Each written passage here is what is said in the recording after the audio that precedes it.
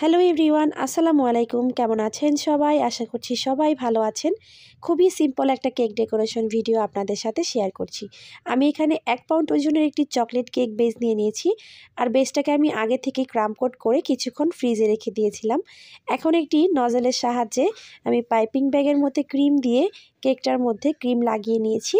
এখন একটি প্যালেট নাইফের সাহায্যে আলতো হাতে ঘুরিয়ে নিচ্ছি। ক্রিমটা যদি পারফেক্টভাবে বিট করেন তাহলে আপনার কেকটা কিন্তু খুব তাড়াতাড়ি ফিনিশিং চলে আসবে। পারফেক্ট ক্রিম বিট করার জন্য কিছু টেকনিক আছে, সেটা ফলো করলেই আপনারাও পারফেক্ট ক্রিম বিট করে নিতে পারবেন।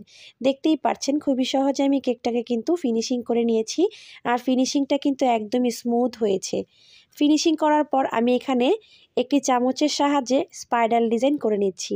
আর এই স্পাইরাল ডিজাইনটা করাও কিন্তু ভীষণ সহজ। আপনারা চাইলে চামচ অথবা প্যালেট নাইফ দিয়েও এই ডিজাইনটা করতে পারবেন। এটা আসলে হাতের একটা টেকনিক। আপনারা কিছুদিন প্র্যাকটিস করতে করতেই এটা আপনাদের আয়ত্তে চলে আসবে। স্পাইরাল ডিজাইন করা হয়ে গেছে। এখন আমি 1M নজলের সাহায্যে একই ক্রিম দিয়ে আমি কিছু ফ্লাওয়ার তৈরি করে দিচ্ছি। এই ডেকোরেশনটা কিন্তু আমার জন্য একদমই নতুন ছিল না। আমার পেজের খুবই পপুলার একটা ডিজাইন এই কেকটা। এই ডিজাইনটা অসংখ্যবার আমি তৈরি করেছি, তবে প্রতিবার আপনাদের সাথে শেয়ার করা হয়নি। এবার আপনাদের সাথে এই ডিজাইনটা শেয়ার করছি। এই ডিজাইনটা কিন্তু আমি অনেকবার তৈরি করেছি, যা বলার মতো না। যেহেতু ডিজাইনটা খুবই বারবার তৈরি করা হয়েছে, তাই আমি কোনো ধরনের ভিডিও করিনি। এই কেকটা তৈরি করার পরও আমি আরও 3 থেকে 4টা কেক তৈরি করেছি সেম ডিজাইনটাই। তাই আমি এই কেকটারই শুধু ভিডিও রেখেছি, অন্য কেকগুলোর একদমই কোনো ধরনের ভিডিও করিনি।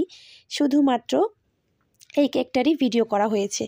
তো ফ্লাওয়ারগুলো দিয়ে এখন আমি এখানে কিছু 0 সাইজের সুগার বল দিয়ে দিচ্ছি, আর কিছু বড় সুগার পার্ল দিয়ে দিয়েছি। আর সুগার পার্ল দেওয়ার সাথে সাথেই কেক ডেকোরেশনটা কিন্তু কমপ্লিট হয়ে গেছে।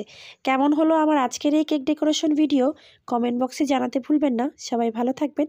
দেখা হবে নেক্সট কোনো ভিডিওতে। সেই পর্যন্ত আল্লাহ হাফেজ।